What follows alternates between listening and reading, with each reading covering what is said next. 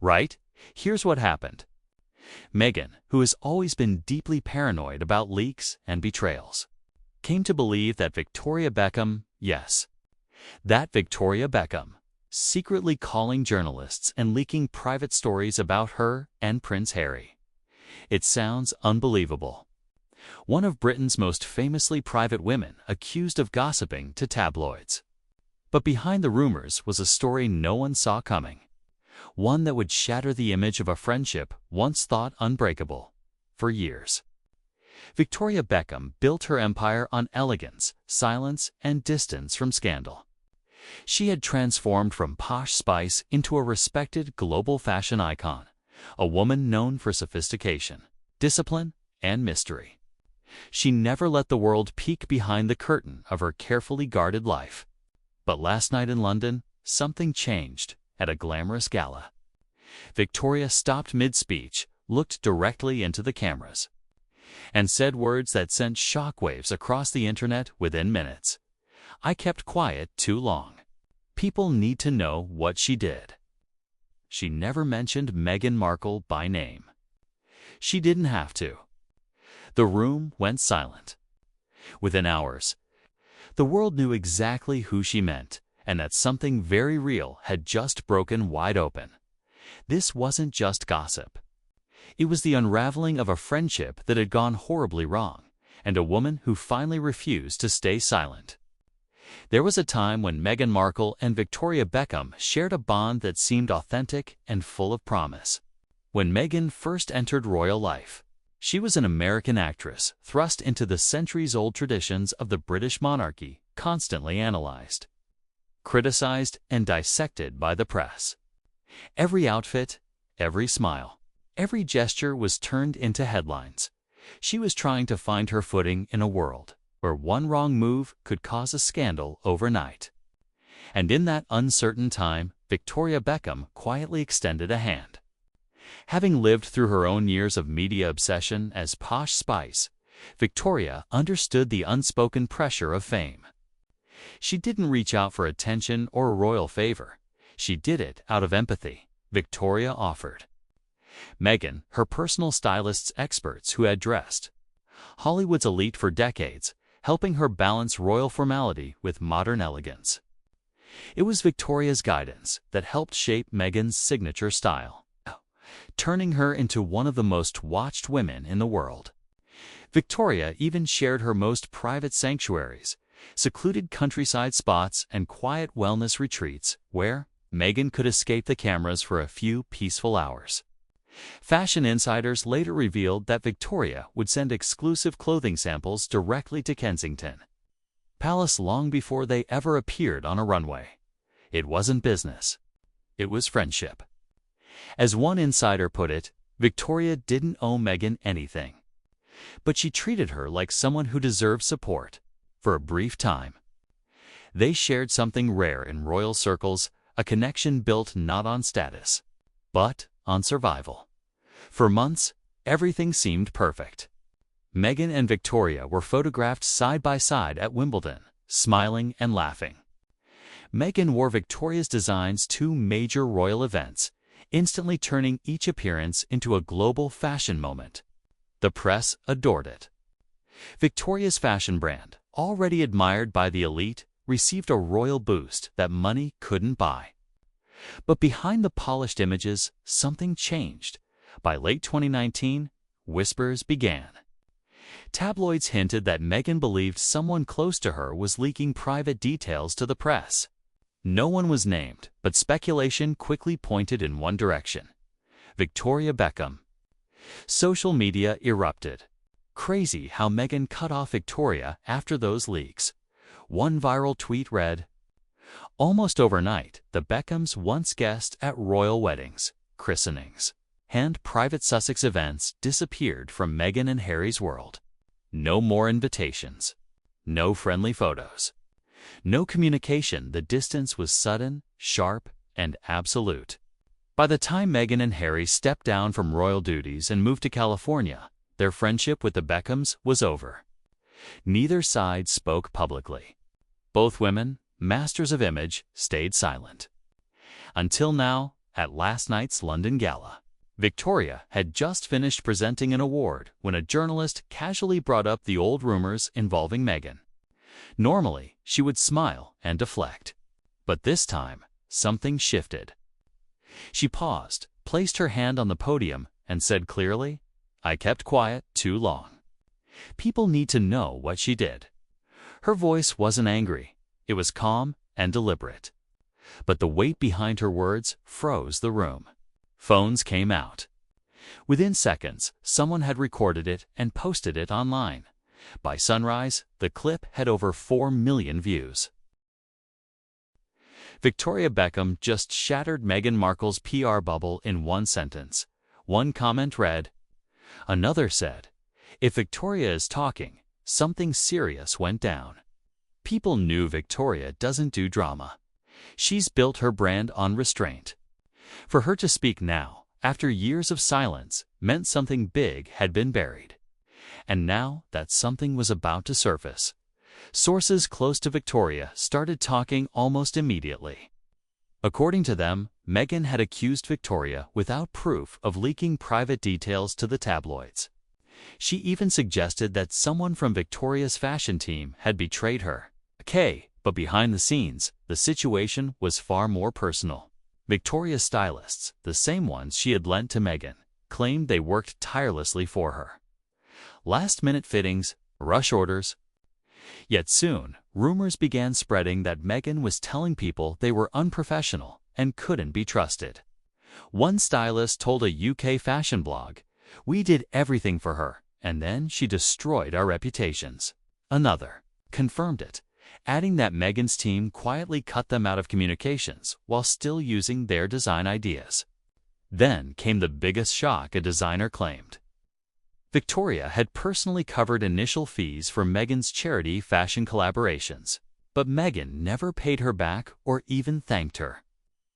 That anonymous post went viral, gaining over 80,000 reactions in hours.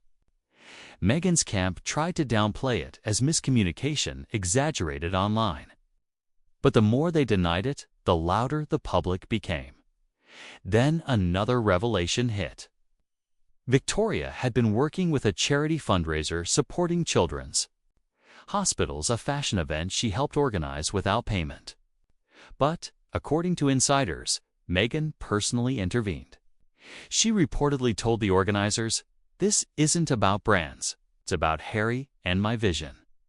Soon after, Victoria's name vanished from the event promotions. She was quietly cut out. For Victoria, it wasn't just professional, it was humiliating. After her gala comment went viral, alleged emails surfaced online. Per Duchess's request, please consider alternative fashion sponsorship. Concerns have been raised about brand alignment. That single email reignited the fire. Imagine asking Victoria Beckham for help and then ghosting her. One viral comment read, "Even Meghan's close friends Oprah, Serena Williams, and others remained silent." That silence spoke volumes. By the next morning, Victoria's team released a short but powerful statement. "For years, I chose silence out of respect for everyone involved. But silence sometimes protects the wrong people. It's time for the truth." It was no longer a gala comment. It was a declaration. Fashion editors called it historic. A Vogue journalist tweeted, "Victoria has built a career on quiet elegance. If she's talking, she's deeply hurt." The hashtags #VictoriaSpeaks and #MeghanExposed trended globally. Even fashion reporters who had praised Meghan's royal style began acknowledging how much of it came from Victoria's network. "It's ironic," one wrote. Meghan's most iconic looks came from stylists Victoria introduced her to. Insiders revealed that the friendship wasn't just business, it was personal. Dinners, private talks, trust, and then betrayal. Even David Beckham reportedly had a tense private call with Prince Harry when the rumors first started, and it didn't end well. Later, when asked why she chose to speak now, Victoria replied, "I stayed quiet because I thought it would protect everyone, but all it did was protect the wrong person." That quote exploded across media outlets within hours. Online, the tone shifted instantly. Victoria Beckham doesn't do drama. If she's saying this, Meghan must have really crossed a line. One viral tweet read, "Meghan's team said nothing. No statements, no interviews, no posts. Silence, and the silence was deafening."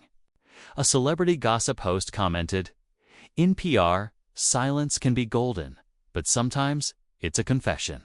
TikTok filled with videos comparing their old friendship to scenes of betrayal. A viral YouTube video titled "Victoria Beckham Finally Exposes Meghan Markle" reached 1 million views in 6 hours. Even Meghan's supporters began to waver. Then, just when it seemed things couldn't get worse, short voice notes surfaced online, allegedly of Meghan saying, "She's lucky I don't say what I know about her." The clip was only 14 seconds long, but it was enough to ignite chaos. Within hours, it had millions of views. David Beckham, people said, had found out Meghan was spreading claims that he and Victoria were the source of leaks. The internet erupted, threatening Victoria Beckham.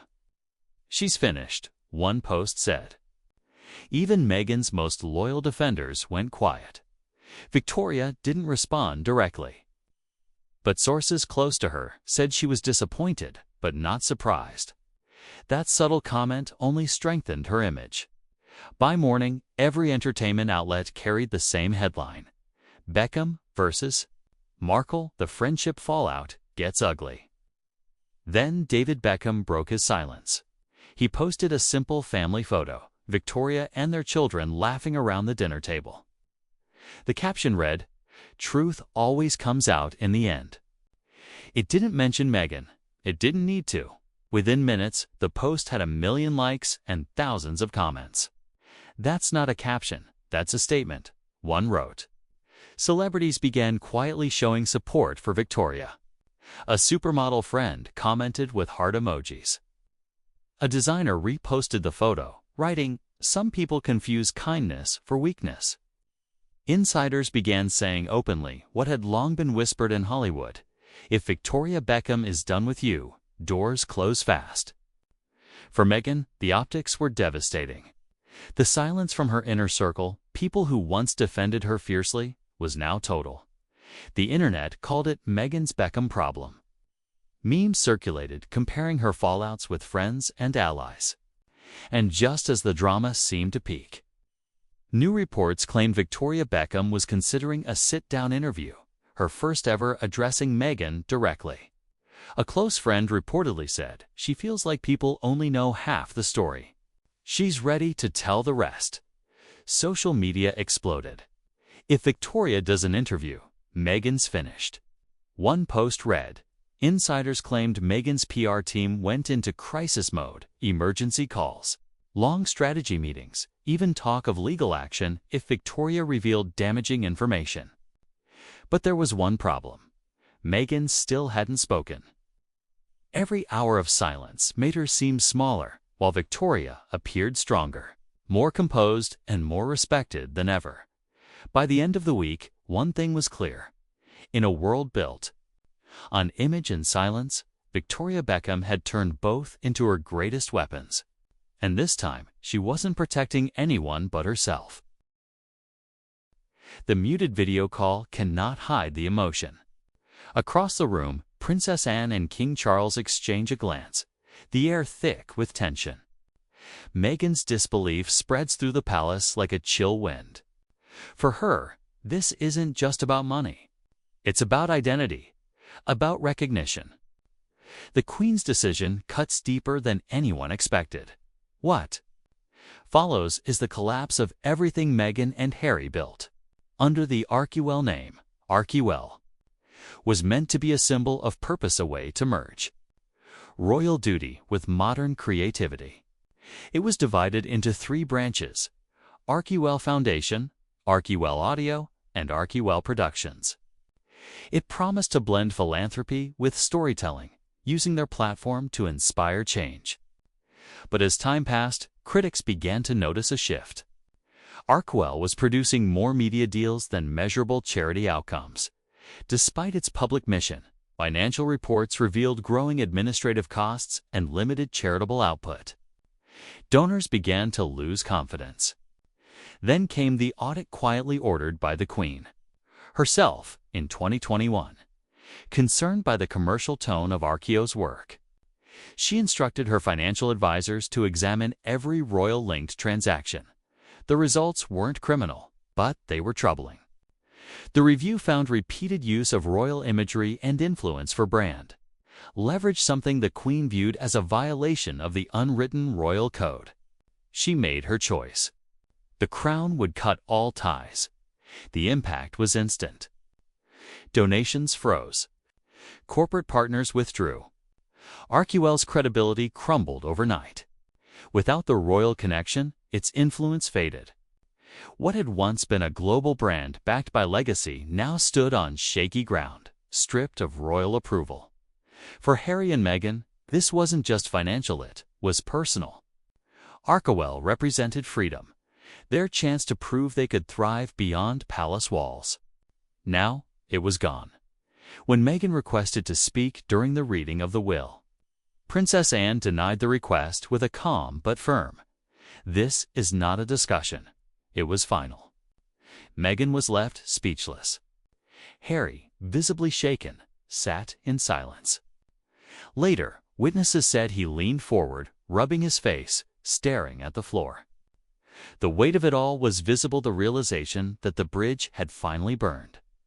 Back in Montecito, the mood was tense. Meghan paced the room while lawyers worked through the night. A family friend later said she was devastated and furious, unable to comprehend the Queen's decision. Meghan had believed that despite their differences, the Queen respected her intentions. But for the Queen, respect was always earned through duty, not defiance. In the days that followed, Meghan began drafting several letters. One, reportedly addressed to King Charles, began with the words, "I gave up everything to protect this family's dignity. Why wasn't I worth protecting in return?" Whether she ever sent it remains unclear. Meanwhile, Arkeo's leadership stayed silent. Partners like Spotify and Netflix froze communications. Official accounts were suspended. Meghan's team insisted it was routine restructuring, but few believed that. As operations stalled, royal lawyers quietly began what they called Operation Restoration. This wasn't revenge, it was control. Their task, recover royal-linked assets and prevent misuse of influence. Formal letters bearing the royal seal were sent to global financial institutions, ordering audits of Arkeo's accounts. It was precise, legal, and unstoppable. Banks in London, New York, and Los Angeles froze Arkeo's funds for review. Salaries were delayed, contractors pulled out. Projects halted mid-production. Meghan's team explored lawsuits, but jurisdictional barriers and the risk of exposure stopped them. They turned to King Charles for help, but his reply was simple. She did this for the Crown, not against Harry. 2 sponsorships, one with a wellness company, another with a major streaming platform, were quietly canceled. Investors wanted nothing to do with royal controversy.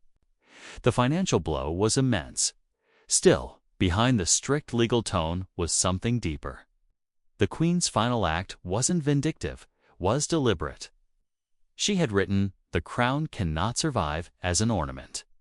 It must live by the weight of duty and the truth of humility." This was her philosophy, the principle she ruled by until her final breath. For the Queen, it wasn't about punishing Harry or Meghan. It was about preserving the meaning of royalty itself. In her eyes, Arkeo had blurred that line too, far turning service into strategy and tradition into marketing. Privately, she had tried to mend the rift. She had extended invitations for meetings at Balmoral. But those messages were ignored or declined. When the Queen passed, reconciliation was no longer possible.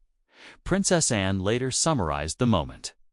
In one calm sentence, "The crown stands for service, not vanity." Those words echoed through the halls of the palace, carried by every headline in the days that followed. the media narrative began to shift. Where once Meghan had been framed as the victim of royal coldness, now public sympathy tilted toward the monarchy's quiet resolve. For the first time, many saw the Queen's silence not as detachment, but as wisdom. Meanwhile, Meghan's brand began to fade. Archewell's website went quiet.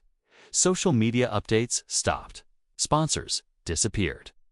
A documentary series that had been in early production was quietly canceled after a senior executive withdrew, citing loss of credibility. Even her allies hesitated. A PR strategist who once praised her vision now described the situation bluntly. She built a house on royal sand. Once the tide turned, there was nothing left. Meghan's team tried to spin the story first, suggesting the Queen's decision was outdated. Then floating plans to dissolve Archewell and relaunch under a new, independent brand. But the core issue remained: without royal association, what was left to build on? For years, Meghan had been a symbol of modern independence. Now, without the institution she rejected, she was just another celebrity trying to reinvent herself in a world that had moved on. Online hashtags shifted tone. Influencers who once defended her now questioned her motives. Even her Oprah interview, once hailed as groundbreaking, was re-examined under a harsher light. Critics began calling it opportunistic. One royal source summed it up: Meghan always saw herself as a victim of the palace machine. But now that the machine is gone, she's exposed. Behind the scenes, Archewell's staff thinned. Meetings slowed. Vision faded. Meghan reportedly felt isolated, even betrayed. Harry, too, grew quieter, struggling with the reality that their independence had come at such a high cost. And then came the exposes. Leaked financial reports showed lavish office expenses, executive salaries, and questionable consulting fees. Though nothing illegal surfaced, the optics were disastrous. Donors demanded audits. Some withdrew entirely. Interviews were canceled. Media appearances postponed. Meghan's once carefully crafted narrative now lay in fragments, and through it all, silence. For a woman once celebrated for her voice, the quiet was deafening. She had lost control of the story and perhaps, for the first time, had no way to shape it. As this chapter closes, one truth remains: every action leaves a mark. The Queen's hidden will wasn't just a legal document, it was her final statement on loyalty, legacy, and the preservation of values for Harry and Meghan. It's more than a loss of titles or money. It's a reckoning, a reminder that the royal connection they tried to escape was also the foundation of everything they built. And as the cameras turn once again toward London, and whispers grow that Victoria Beckham is finally ready to speak, the world holds its breath. Because in this story of crowns, choices, and consequences, silence may no longer be an option.